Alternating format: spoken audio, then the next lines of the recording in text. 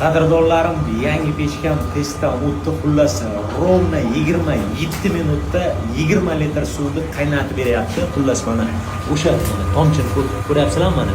Mana shu mayda tomchida, bu eng kam yonishida, o'rtachasida. Agarda polni buni hamma apparatiga qo'shib, nasosini ham katta tezligida qo'ysa, menimcha 15-20 minutda bemalol tez qaynatsa kerak. Mana qaranglar. Gradusni ko'ryapsizlar mana 100 gradusga olib chiqdi. Mana endi buni qaynashini ko'ringlar mana. Suv qaynashni boshladi. Sizlarga bitta eng qizig'ini aytaman. Xullas buni qaranglar mana. Mana. Mana ko'ryapsizlarmi? Mana. Ushlab o'tiribman. Mana. Mana, ushlab o'tiribman. Mana. Qo'lim tegib turibdi. Mana. Yana bitta ko'rsataman. Mana. Mana. Issiqni shunaqa qilganmanki, hammasi mana shuni ichida o'zida qoladi mana. Tepaga umuman hech qanaqa olov issig'i chiqib ketmaydi.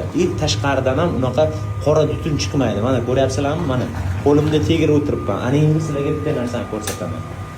Mana buni qizarganini ko'ryapsizlarmi? Mana. Pushka channab ketgan xullas mana. Pastda mana shunaqa katta issiqlik. Mana. Pastdagi issiqligi mana shu. Mana ko'ryapsizlarmi?